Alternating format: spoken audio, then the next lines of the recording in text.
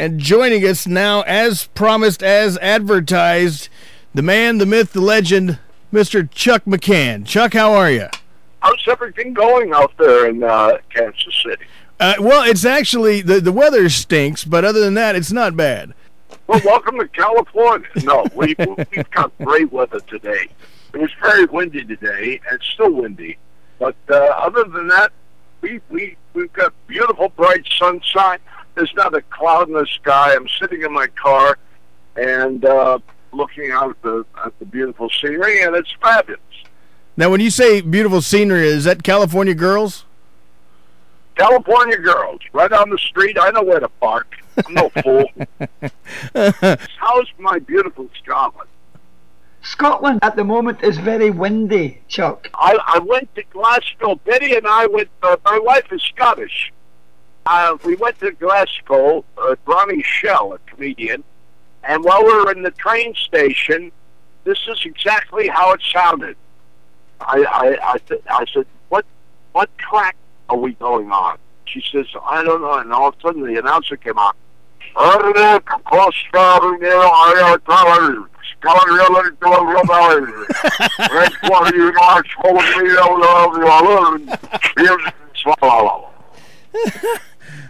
My wife looked at me and she said, what did he say? I said, I didn't get that. I better go find out. That could be our train. So I go over to the booth and it says announcer over it, you know. So I knock on the door and the guy opens the door and there's a glass window with the microphone hanging down. But he came out and I said, excuse me, I didn't get that name of the track. What track was that? And he goes, oh, the guy, oh, man. Now, have you, how long ago was it that you moved to California? I came here actually in '54 as kind of a student. I went to Pasadena Playhouse, which is in Pasadena. Naturally, it wouldn't be in La Cañada, you know. It's called the Pasadena Playhouse, and there were a lot of wonderful actors with me at that time. And I stayed here for about a year. Then I went back home, and I started developing my own shows and stuff in New York. You were quite the innovator when it came to doing TV back in the early days of children's programming. How did you get into... That would even be further back. That would be in 47, 48, when I was doing Rudy Kazudi with Paul Ashley. I started out as a puppeteer. When you say innovator, you got to understand, a pilot in those days, television was gas-driven. Say, they didn't have electric in those days. Everything was gas-driven, and the pilot that you made was something you lit. Anyway, it was. I mean, I go back to the very early days of television, after Dumont television in New York. There weren't even networks, you know. What they had was kinescope networks, and you would send them a 60mm print of your show, and that's why Lucy went to 35mm, because she couldn't stand the fact that everything looked so crummy, you know. And that's why the Gleason show looked so good today, because The Honeymooners was all shot on 35mm film. Kinescope in those days was 16mm, and it looked terrible, you know. So that was the only network they had until they came up with videotape. Right. And I've lived through that whole thing. So when you say innovative, I first worked live, so I had to create everything in my mind, walk into this. I did a 4-hour show on Sunday. So you were on live for 4 hours? I was on Channel 11 for 4 hours. I was on Channel 5. The first show I did was a show called Wonderama, and that was on from 9 in the morning till 6 in the evening. Now, I didn't host that show. Sandy Becker did. And later on, Sonny Fox took over that show, and they cut it down to 4 hours. And I went opposite them. When I moved over from WABD, which was Channel 5, I moved to WPIX in New York City, and that was Channel 11, owned by the Daily News building. And the Daily News was a Tribune newspaper. And then I did my show there until I was called back to Channel 5, which is now WNEW. And so I went back to Channel 5, and I did a show for 4 years there, 3 or 4 years, and that was a Chuck McCann show. And then that became Fox. It's now, Channel 5 is now Fox. So it's gone through three transitions that I know of, Channel 5. Now, would you look at your early days in television as being an innovator, or were you just doing what needed to be done to be creative and have a show? No, I had to do out of necessity. I was a one-man show in a two-fold flat, and if you're doing 4 hours of television, you better be inventive. So there were a lot of guys that just introduced cartoons and stuff, you know. I wasn't that kind of guy. I wanted to do bits and I was a comedian, and I wanted to do comedy. So, but I also knew that I was working to a young audience. So what I did was I did very innovative comedies. What they saw was for the younger kids. I mean, I did these outrageous characters, and what I said at those characters were for the adults. So I wound up getting two audiences. The parents could watch that Sunday show with their kids and still enjoy it, while the kids loved it, what I was doing. You know? Yeah, absolutely. And I wonder why it took so long for the public to remember that that's what makes good television programming, or even good entertainment programming, even if in the movies. May I just say, I sound terrible when I say this, but they still haven't learned.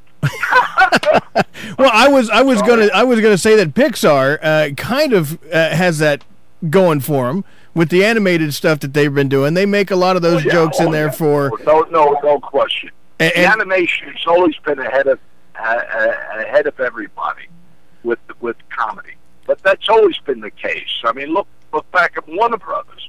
I mean, they did stuff. Chuck Jones did stuff that would have you on the floor in 5 to 8 to 10 minutes of a cartoon, the length of a cartoon, and the movie would just, you know, if it wasn't for Laurel and Hardy, which had great laughs in it, and Stan really was the key to that. I mean, he understood what a visual comedy was, and he said, remember, Chuck, and he said this to me in his house. I used to visit him quite a bit. I spoke to him since I was 12 on the telephone.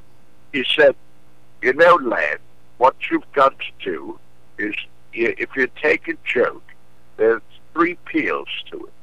It's what you say, how you say it, and then the reaction after you say it. So when you think about it, a joke is like, it comes in levels. And if you think about Laurel and Hardy, that's exactly what they do. Most people probably don't know this unless they know your history about everything, that you are one of the 5 founding members of the Sons of the Desert. Correct. Jack McCabe, Al Kilgore, and myself, and a fellow by the name of John Municino, who no one ever mentions. But poor John, who lived in Brooklyn, he did all the grunt work for Al and myself. He did all the letter mailing and everything. And when we always felt that Stan didn't receive an Academy Award and should have. So John Municino, Al, and I, using the desks at the television station that I was working at in the Daily News, Channel 11, we send out petitions to 500, maybe more people signing the petitions to nominate Stan for and we put it in the mail out that we had for his pioneering efforts in motion picture comedy, and that was the award that they gave. And when he was given the nomination and he was announced, they called us, and I called Stan on the phone, and I said, "Are you going to get down and pick it up yourself, I hope?" He said, "No, lad, I'm not going to do that." And then he said something that broke me up. I went into tears right away. He said, "No, I don't want them to see it like this." He said, "I don't want to hurt the little fella." Yeah. He didn't want to disillusion them by showing himself now. He was, Stan was a genius. What can I say? And the most beloved. I love him so much. I was telling the listeners that you met Stan Laurel. You first met him when you were just a boy. Could you tell us the story of how you actually first made contact with Stan Laurel? I was a kid, and I was like 12 years old, and I went to the telephone, and I asked my parents. I said, "I want to call Stan Laurel." So my mother said, "Well, where does he live?" I said, "He lives in California." So I called up information, and in those days you didn't pay for information like you do today. So that was a free call. So I called up, and I asked for Stan Laurel in California. Now the woman on the phone was very kind to me, and she realized that she wasn't speaking to him. So she said, "Well, what does he do?" I said, "Well, he's an actor, Stan Laurel and Hardy." She said, "Oh, I love that." She said, I'll look in the Hollywood telephone directory." And she did that, and it wasn't in that, and he wasn't in Pasadena, and he wasn't in Burbank, and he wasn't in all the other places. But she finally got into Santa Monica, and she found Arthur Stanley Jefferson, or Stan Laurel, in Santa Monica at the Oceana Apartment Hotel. So I asked my mother if I could please call that number, and we did.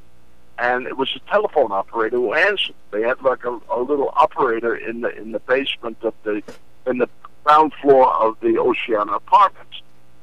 And so she said yes. I said, may I speak to Stan Laurel, please?"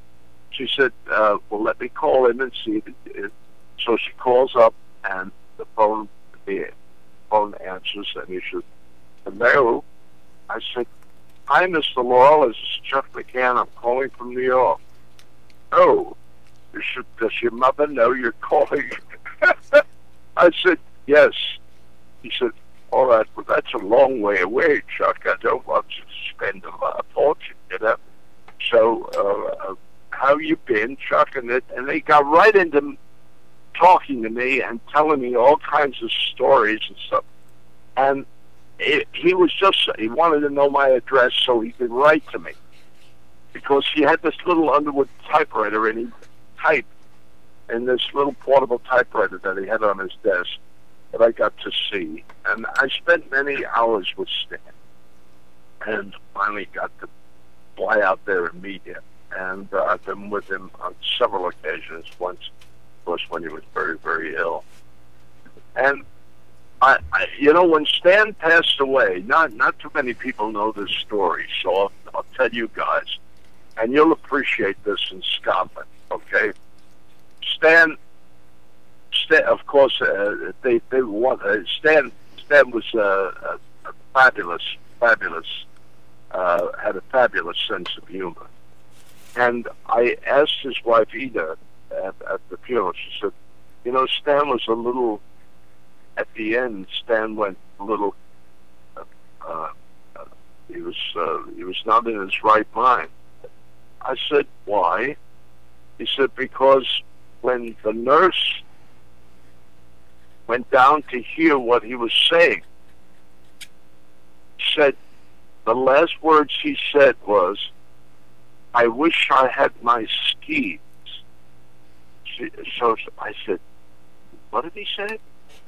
She said, Ida said, "I wish I had my skis." And I started to laugh. I fell down because I was there and I knew the nurse that was. She had the biggest set of bosoms, and she's in this white outfit.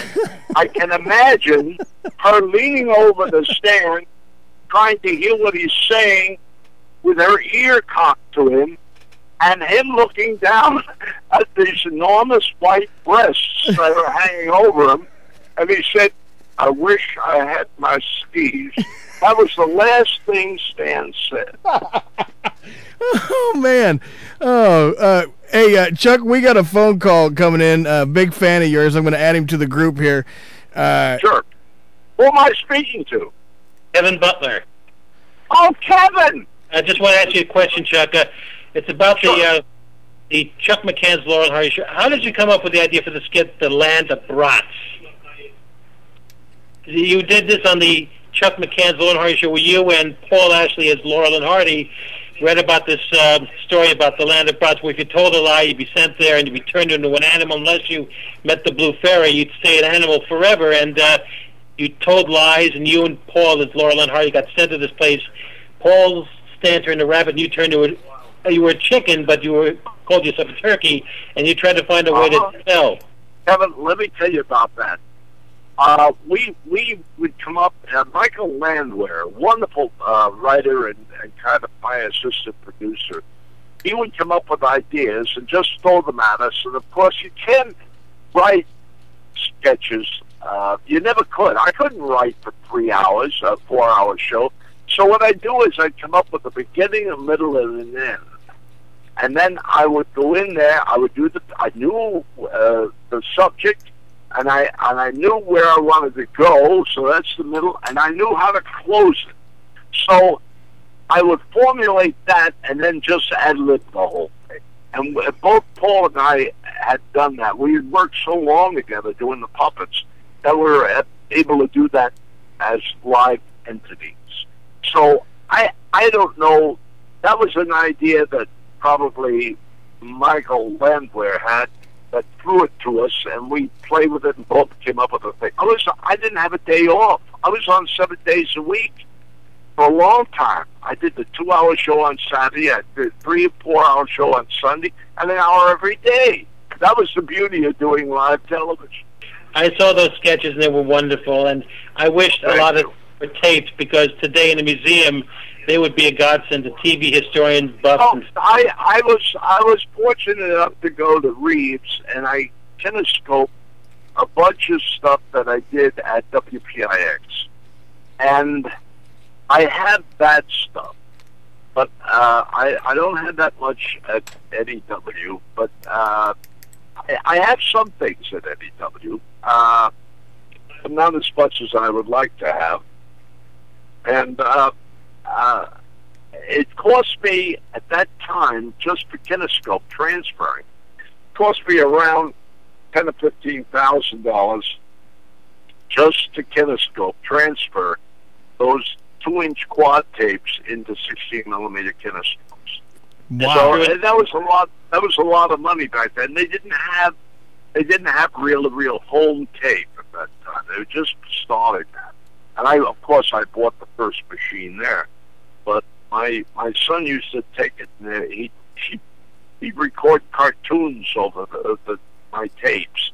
So I don't have too much of that either. But I do have as much as I have. I do have, and I've been preserving that stuff. In fact, I just had recently transferred. And in my book, I have a new book out called Chuck McCann's Let's Have Fun.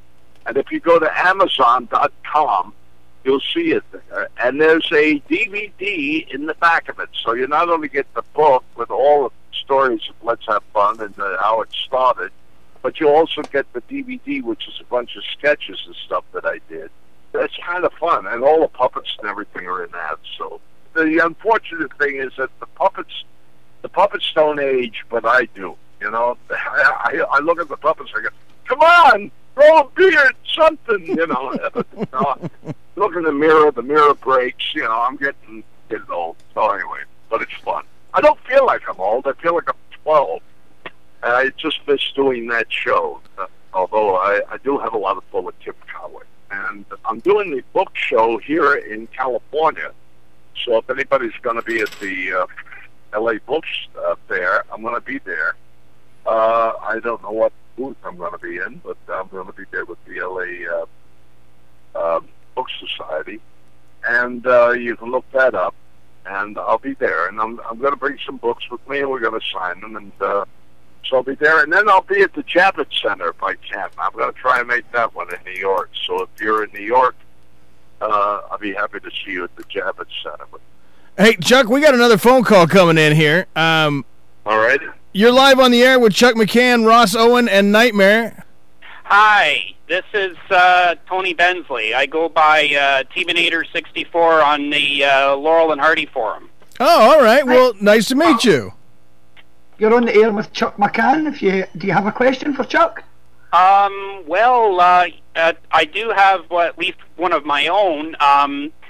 Okay. Sure, go ahead. Well, I'm guessing it's probably been asked, but I was wondering if Chuck recalled how it felt to meet Stan for the first time, and maybe what some of his thoughts were just before he met him. I know it's going back a ways, and he was just one of the sweetest men in the world, and he was always worried about me talking too long and how much it would cost my mother at the time when I was 12. But long distance was a lot more expensive in those days. The economics oh were yeah, different. absolutely. But he was wonderful, and I later found out that a kid right down the block who married a neighbor of mine named Al Kilgore. I walked into his house, and he had a picture of Stan, the same picture I had on my wall, and I found out that he was speaking to Stan every day. Now, he really was 3 doors apart, and he's the one we formed an alliance. And not knowing each other, boom, there we are together, we're thrown together, we become the best of friends, we formed the Sons of the Desert, and Al Budicino was part of it. And there were actually just the 4 of us. And then Barbara came down. We used to meet at a place called the Lions Inn, and it was right out 42nd Street, across the street from my studio. Lions Pub, and it was downstairs. And I used to bring over films. Al brought his 60mm projector one time. We used to run the movies down there. That's where the Sons of the Desert was formed. And if you look at the early pictures of the first big annual meeting that we had, which was after being together a year or so. And what happened was that all the guys there were from like Connecticut, and they all would go in there for a drink after work. And then we formed this club, and they wouldn't get home. So their wives were pissed at them. So the next thing you know, they formed their own clubs out in wherever they were living, like in Connecticut and so forth. And we would contact each other on the phone. And that's how the Sons started. Then we created a tent after each movie. And that's how it all began. And it was right across the street at the Lions Pub down on 42nd Street, across from the Daily News building. And now we're, I don't know how many strong throughout the world, I just went to the convention in Manchester. It wasn't the best, I'll tell you. I don't like what's happening with the group, and neither did Jack at the time. They're watching Looney Tunes, and they're watching Flash Gordon, and they're watching, I don't know, they're watching everything but Laurel and Hardy now. And I think it's one thing if they put on the odd Hal Roach-related short, like, say, something from Thelma Todd and Patsy Kelly, but that's different, okay? If you're going to run a Hal Roach, okay, I'll go with that. But not the. And another thing I wanted all the group to do, and every time I open my mouth, it's like everything falls on deaf ears, What I want the founders to do is to take their their video projectors or whatever they use, go out to hospitals, put up a screen, and run Laurel and Hardy for kids. If you don't bring the kids into the program, you're not going to have an audience. So you don't have shows like I used to have on WPIX where I could run Laurel and Hardy, and there were only 3 or 4 stations in town. So I had a big audience, and I introduced a lot of kids to Laurel and Hardy. You don't have that anymore, and there's no one running Laurel and Hardy.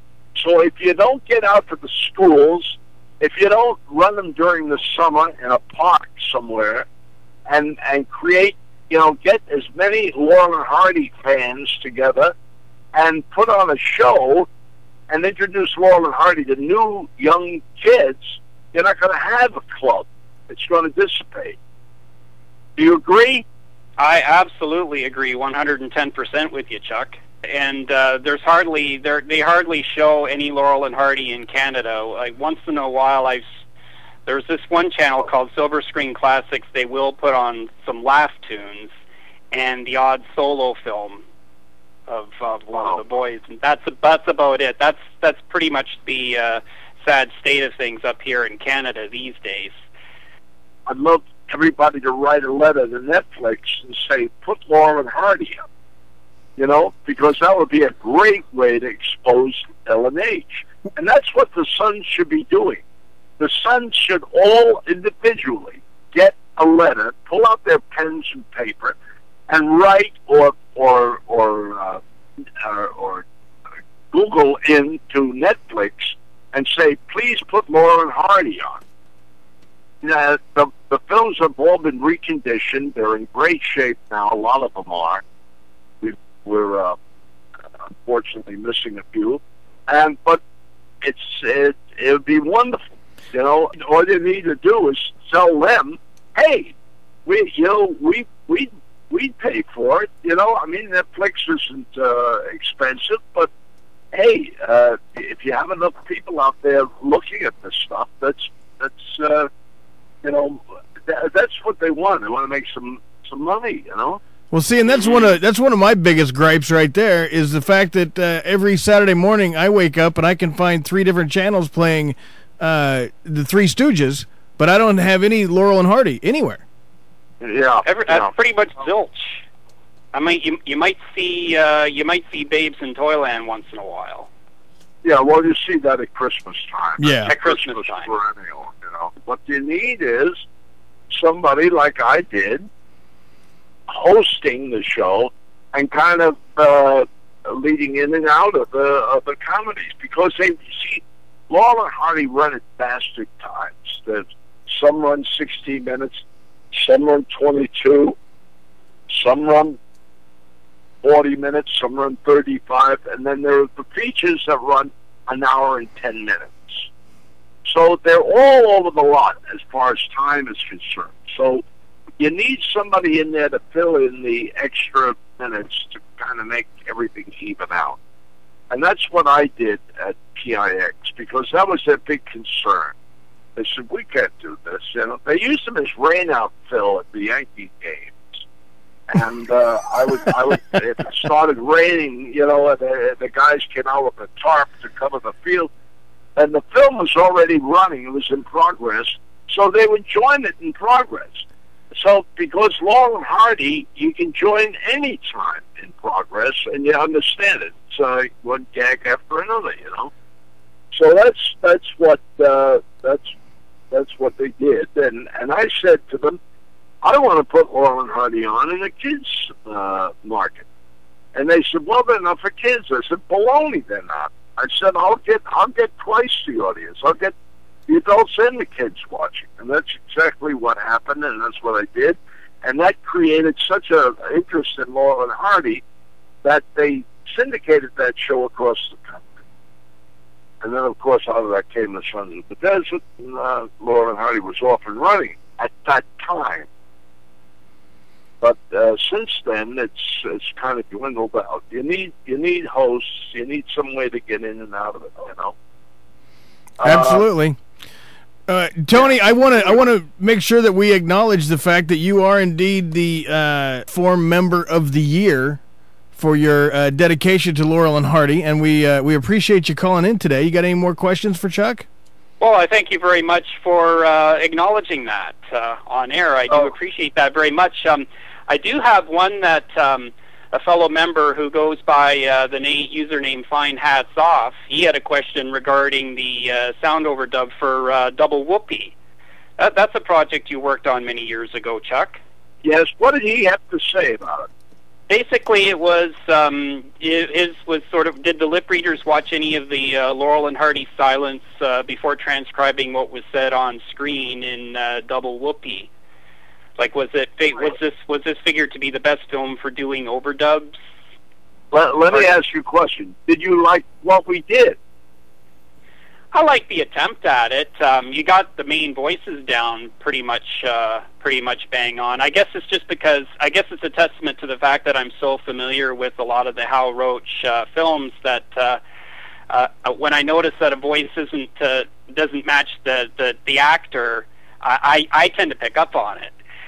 You mean the lip sync? Is that what you're talking about, or the quality? Not the lip sync, but the voices, like not the main characters, but like say I can't think of the actor's name for a moment, but the example I'm thinking of is the one who also appears, if you're familiar with, in the Our Gang 1933 short Mush and Milk. He's right at the end of it, and he says, and he has a very distinctive kind of a French sounding voice. He goes, Morage, mush, all the children like mush. Of course, I can't do the voice, but of course, in Double Whoopee, he doesn't sound anything like that. But like I say, it's more of a testament. You know why, don't you? I mean, you are as far as you're concerned, you're like a perfectionist with the voices because you're familiar with him doing sound. We, at that time, silent films. Here's the reason we made the series. We did that one. Okay, that was going to be the beginning of a whole bunch of silent films brought to given soundtracks and sound effects. I thought we did a very good job as far as the sound effects, music, and the lip sync is concerned. Matching the voices of actors we weren't familiar with was not our big problem because we didn't think that there would be, finite members like you that were going to knew these obscure voices, because I know you watch them over and over and over and over, and you can't possibly do that. We're out to please. We're out to. I put the voices down. Selected the voices to look like what they looked like.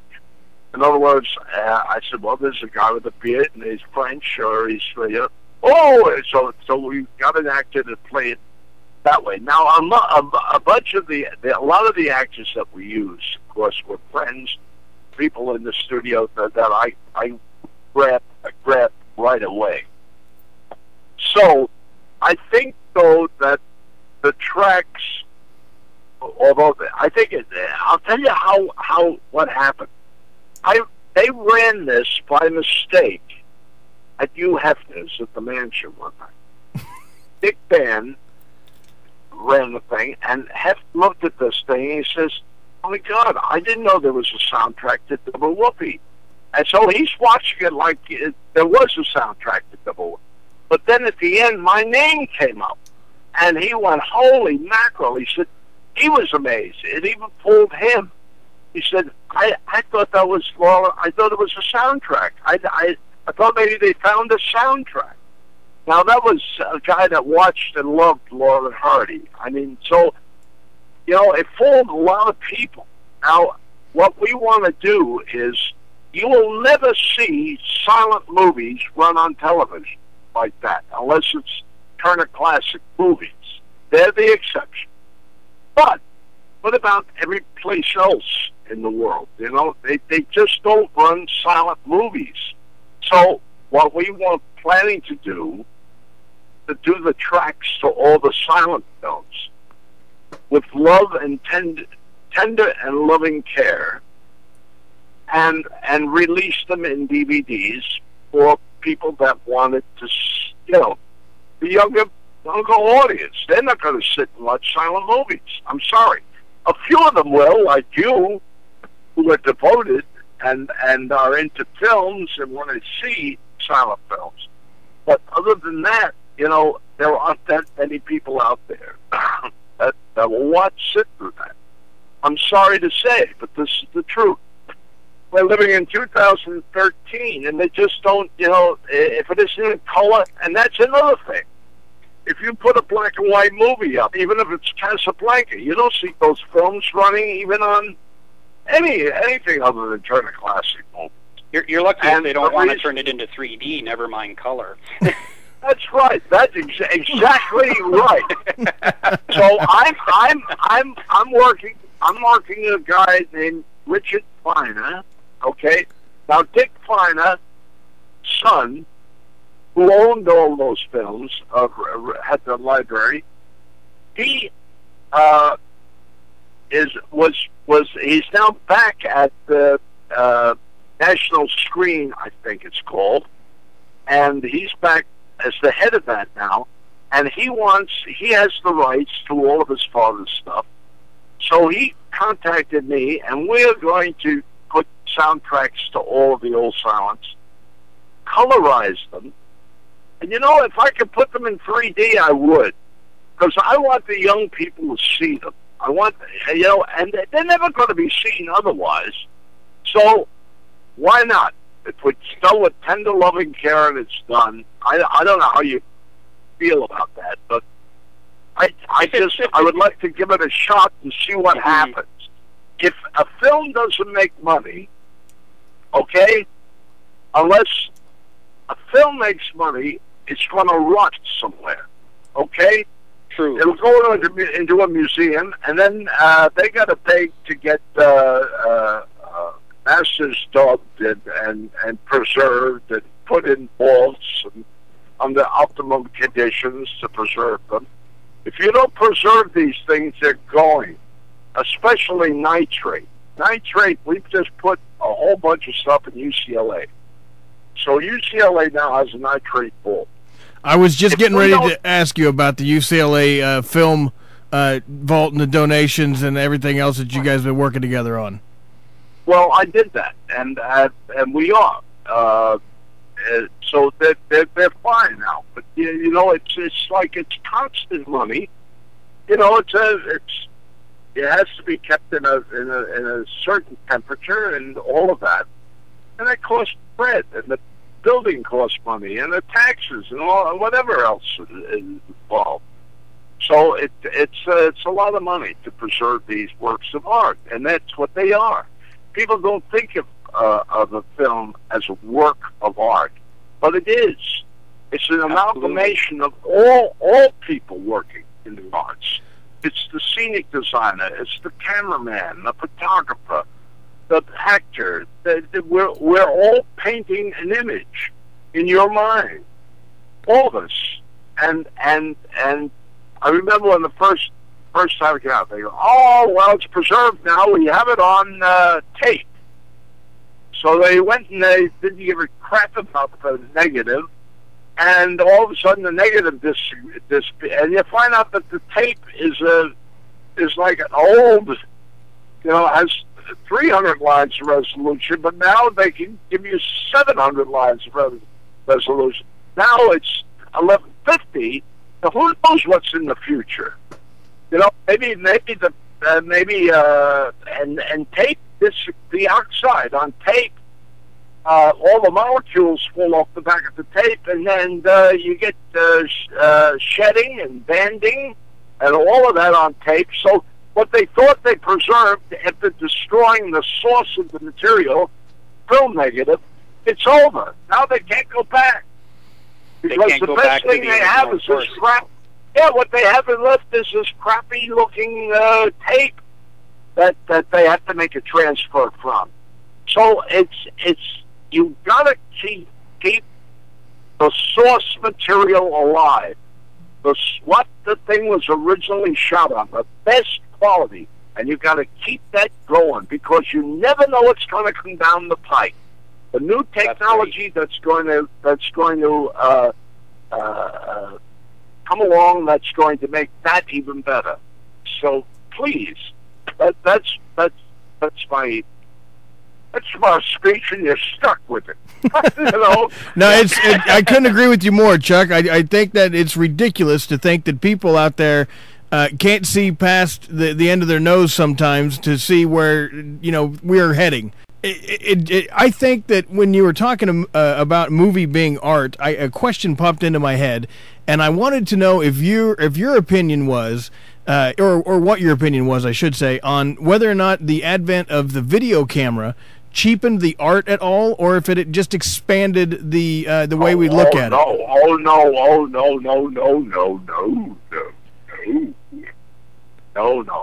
That's, if anything, it's helped the art tremendously. Think of it. Every cell phone that takes 1180, you could go shoot a movie on your cell phone. So that gives the opportunity to a young storyteller. And I want you all to understand something. Everybody says, oh, he's a movie maker, or he's a filmmaker, or he's this. No, it's not. No. We're all storytellers, okay? And there are young storytellers coming along. Now, it's the more you tell the stories, the better you become at telling stories. I know because when I was a kid, I would bore people crazy. And I better. And I'm a storyteller. That's what we are. We're all not filmmakers. Filmmakers sit in Rochester, New York, punching holes in celluloid. And they don't have those anymore. They're gone. I've been to Eastman Kodak. I know what's happened there. There was a guy, let me tell you a story. I'm there about 6 months ago, a year ago, okay? I'm sitting in the backyard, and they're having a little celebration for me, and we had a band, a little, playing, and this gentleman comes over to me. He says, Mr. McCann, I gotta say hello and thank you very, very much for inspiring me. I said, well, thank you. And I get that a lot from a lot of people that watch my show every day. He said, you got me laughing, and I got thinking about things and so on, the technique. And I invented backwards videotapes, and I did a lot with the early days of television. I had to, because I was, as I said, I was a one showman and a two-fall flat. I had to do all these characters to create all these illusions. And there was early days of TV, so I had to create these things, like backwards tape for my titles and stuff and so on. So he said, I loved your stuff. He said, and then I said, thank you, and he left and sat down with his family. And the man who was in charge of the affair came over to me. He said, you know who that was? I said, no. He said, that was Steve Sassoon. Steve Sassoon. Okay, you guys have your iPads, your telephones in front of you. I want everybody out there to, this is fun. Everybody go into their iPads and phone and look on the Steve Sassoon. When I found out who he was, my mouth dropped open, Steve Sassoon, the inventor of the digital camera? That's correct. Right, the man who invented what you're holding in your hand, right? Okay? So, that's who that was, and I was just flabbergasted, that this man who invented the digital camera, and he's like 40 years old, 40, 41, 42, maybe 50, with this young family there. This brilliant genius sitting there and was influenced, love my show. That was the fun of doing that kind of stuff, and that's what Stan did to me. So indirectly, who influenced me, influenced him, and that's how it goes, man. That's the chain of events. So what we've got to do now is we've got to preserve our technology and our history and start developing. And that's where the young people come in and start to work. They come up with ideas. A little idea here, an idea there, and the next thing so that's where the storytellers are going to come from. They're going to come from the digital phone and television cameras, as you say. There is no television camera anymore. Now I have a 7D, which is a SLR, and here I am, 80 years old. I still edit. I do all of that technology myself. It keeps my mind going. You've got to do that. It's all storytelling, kids. You know, you got to learn to tell a story. And so the younger they get to be able to do that, if they're doing it with their telephone, and then they go out and they get an SLR, or some parent buys them a Rebel or something like that, or a Panavision, you know, a little Canon Rebel, and they go out and start shooting films and stuff. And the quality, the next thing they get, they say, "Oh, geez, it looked good, but it was crummy," you know. Then they say, "Well, why?" Well, because I didn't tell the story right. And now they start telling the story right. It was too long.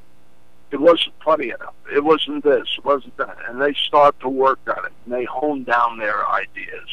And that's where all the great filmmakers today, all the great storytellers today came from. All the young storytellers that are out there making these stories and that you're watching either in a theater or on your iPad or on your whatever. Okay? So it's all storytelling. I think that's probably the best advice we've heard so far. Learn how to tell a story. That's what Stan and Babe did. They did it by rote. That's Just right. remember that. Stan worked alone. He worked with Fred Carno, and he worked in when he came at Joe Rock, who directed Jim and I did a thing at the Damascus Club, and Joe Rock directed the show, and that was such a thrill because that was one of Stan's early directors. This young Italian guy comes up, a feisty little man. He must have been 95, and he directed us. And that was Stan's director when he was kid starting out. They were both the same age. I mean, it was amazing. I've been very blessed. I lived during a great period of both worlds. I saw the technology come in now, and I can't wait. I know I'm going to be sitting on a cloud looking down at you, and when the next thing comes out, because I know it's going to be exciting, and it's going to be great, you know. And it's all storytelling, and there are also stories. I love to do stories in my head. I love to do radio. You know, Stan and Babe never did radio, but I love that. I go around doing all these old radio shows because the theater of the mind is. Oh, that's my favorite saying right there. You know, I tell people all the time stuff, and then somebody will say, "Hey, that never happened," and I'll be like, "Hey, were you listening? It's theater of the mind. You got to work out the play in your head." Right. Tony, we appreciate you calling in today and spending some time with us at Black Sky Radio. It's been a pleasure on my end. And before we disconnect, I just wanted to say, Chuck, that I've loved seeing your stuff from the time that I was a kid growing up in the 70s, you and Bob Denver and Far Out Space Nuts. But I think my favorite individual performance that you did was on Little House, where you played the deaf-mute Tinker. I always loved that episode with you on there. I love doing Tinker. Of course, it was the other night I went in and I celebrated the birthday of Paul Michael Glazier and David Soul, Starsky and Hutch. If you haven't seen any of those episodes, go in and take a look at those. Those are early TV things I've done that I'm proud of. And if you get a chance, go into Netflix. The wonderful thing is that my stuff, at least after I'm gone, you know, a lot of that stuff will be still around, you know? Absolutely. So, to inspire other generations. Well, that's it. That's what I want to do. I want, you know, when I get somebody comes to me and say, you know, I grew up watching you, and I love you, and this, that, and that's why I got into this. I go, hey, I was right, and that was my mission in life, you know. Like Stan's mission in life was also to entertain and inspire others, you know. We don't do it on purpose. We don't do it just to inspire others, but it comes with the territory, and that's what you've got to do. You've got to contribute that way, whether it be in writing or in storytelling. It's all storytelling. Painting, dancing, whatever it is, music, it's all storytelling. Everything's storytelling. Good storyteller and go out there and contribute. Okay? Absolutely. Okay. Chuck, you've been an absolute pleasure, and we're going to have to do a part 2 because I don't think I got nearly a third of the way through all the stuff I wanted to ask you. Oh, okay. Well, call me again. Absolutely. We'll do that. Okay, Chuck. guys. Have a great day. Bye-bye, everybody. Thanks a lot, Chuck. We'll talk to you soon.